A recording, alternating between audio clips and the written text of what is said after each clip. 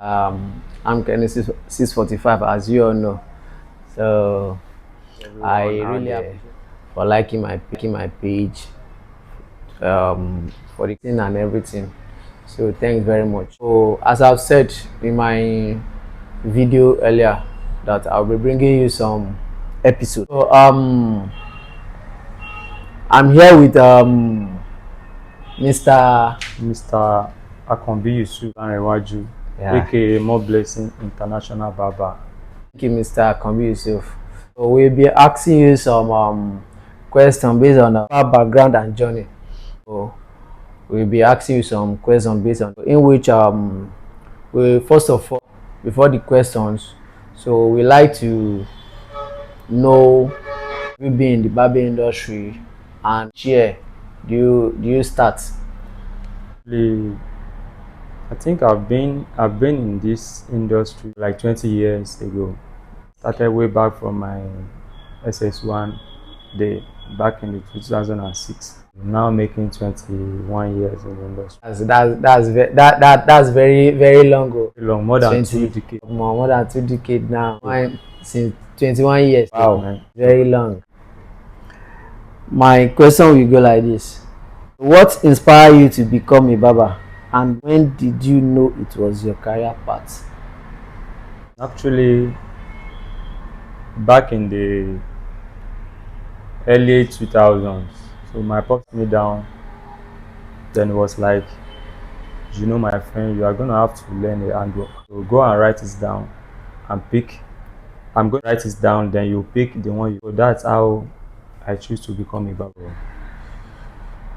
In which some parents doesn't encourage their children doesn't to learn these days. And as well, some parents will encourage their children to learn. The children won't, Turn up. the child won't turn up. Not everybody wants to make money. Now everybody wants to make money very fast. I'm making money Sharp, online. So They don't have time to go through all this journey. So the children of nowadays don't like to waste time. They just want to make chap money.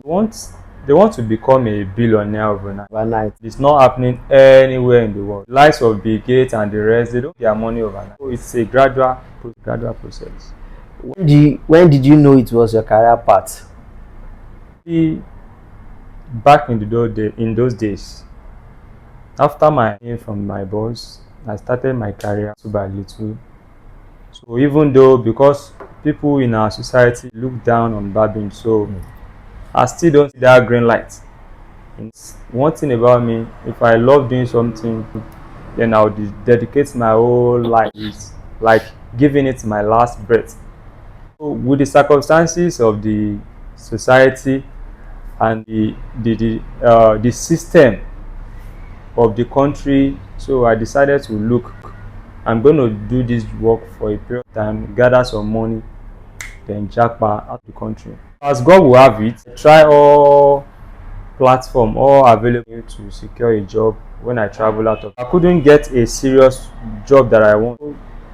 Eventually I ended up becoming a mobile barber. From there, before I get to know it, I get every blessed day I get books. Like, we hardly have a time for myself, not to talk of doing one or two at home. Before I would wake up, already have a bookings online, booking, I want to have a haircut. So before I give somebody a haircut, through person, I will get at least 2 to 3 referrals through one person. So before I get what is happening, I become a superstar. So at the end of the day, I ended up in a salon in which I started as a stylist there, but eventually I become the lead barber in that salon. So at the end of the day, I realized in my mind, look, you are not made for any other job in this world.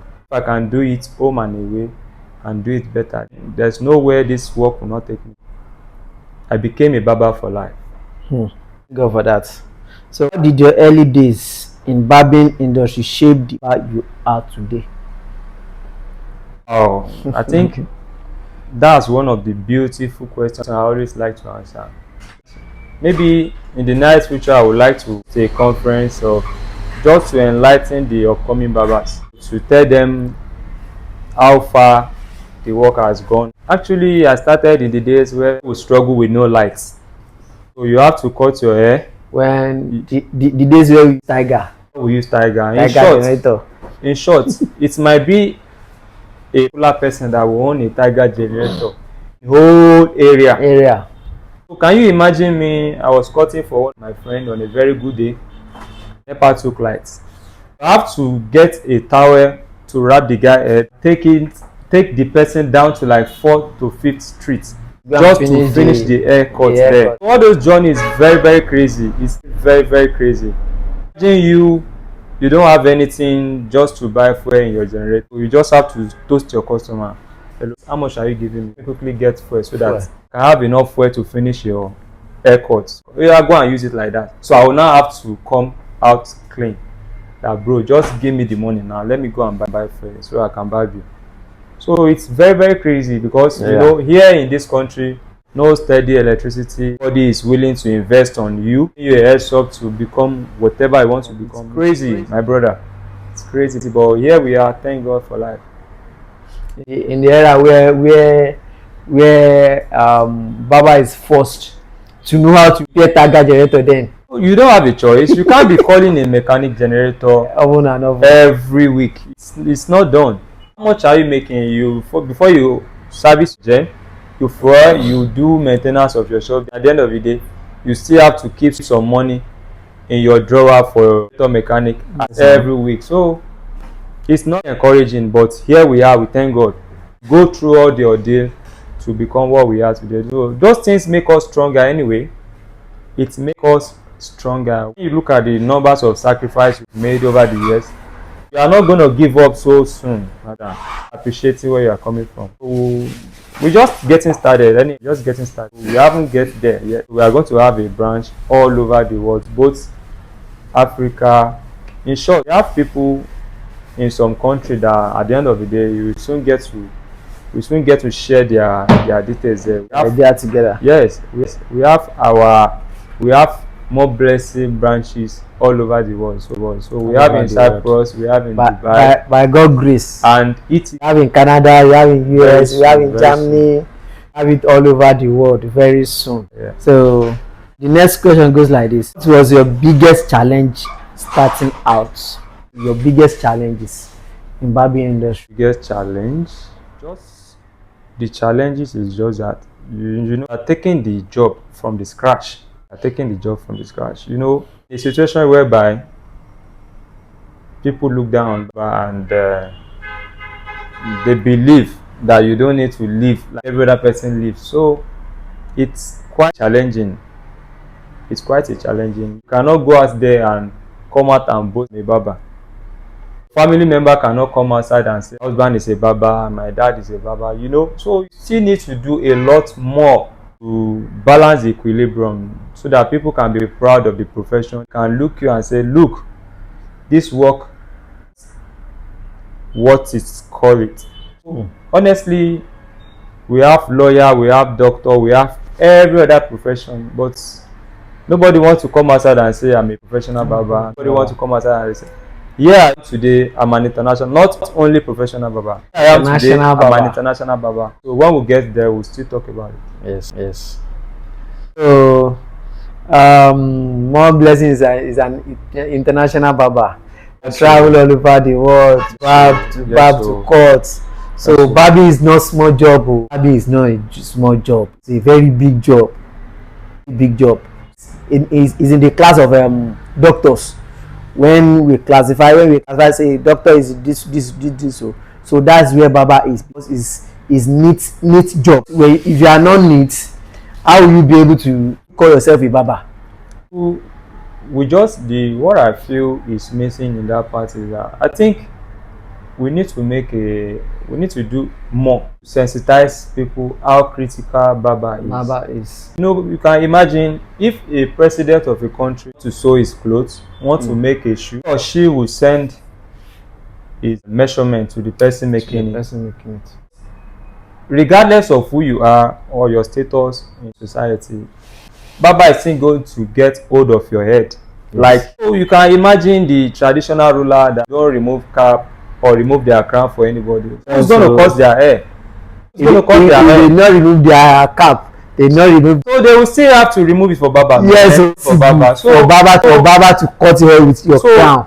You guys should not be underestimate the power of this craft. So we might met it from the scratch, but I promise you, we are taking it to the whole bigger heights.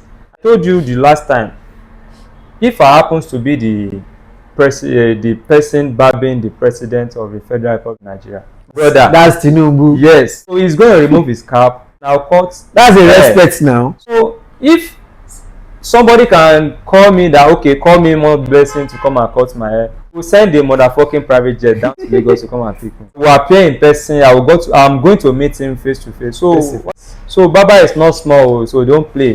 Baba is not small. Yes. So it just depends on how each and everybody handle the craft. That's what makes the difference.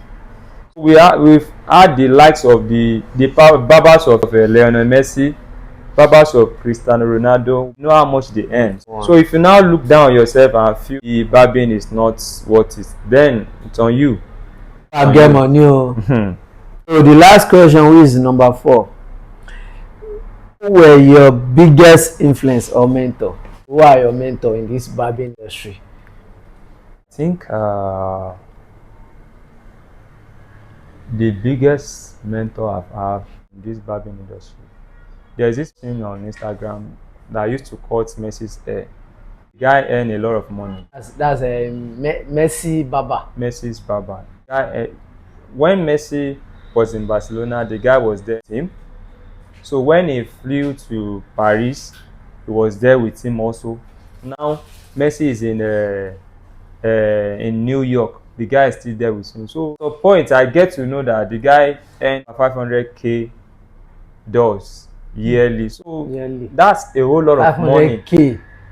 That's a whole lot of money. So what are we talking about?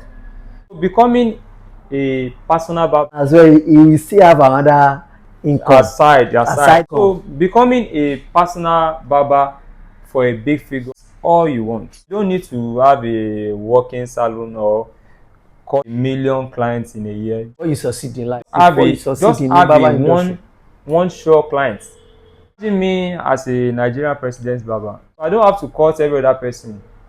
I'll be living there in the Aso Rock, becoming a barber, aide to Mr. President. At the end of the day, I'm going to have everything. So I need to be barbing everybody in the society before I get there. So as I was saying, imagine person cutting President Trump. And Trump that happens to be the world president. At the end of the day, he's going to have to touch his hair before cutting his hair. So having job is not just an ordinary job, but it's just this mindset of the people, like the way they address the job. That's what is killing and limiting the profession.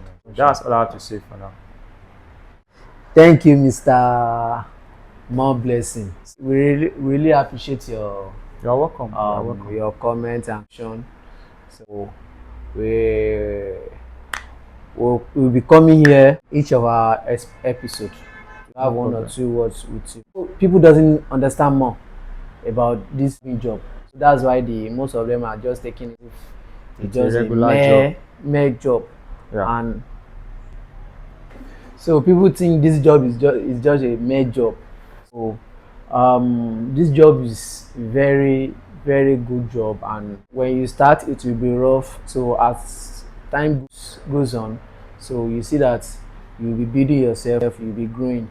So Mr. More Blessing, so I hope you'll be available when we have, because we have some of our fans that they will be asking questions. When they ask us questions, so our client out there, so if they want to reach you, how will they reach you and how will they locate you? Your contacts, and your name on social media. I think as I've said earlier, our office is at number 30 Ekoro Road, Black. So our Instagram handle is More Blessing International Barber.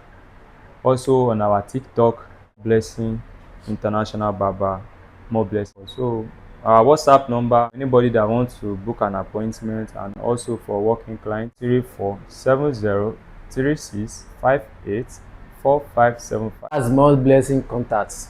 So thanks for watching this episode. We'll be bringing you more on this episode. Background on and journey. Expecting more on this episode. We'll bring in more different barbers. So to have one or two things with us. Thanks for watching. Thanks for supporting Kenny 645. Thanks for watching Barbers Lifestyle.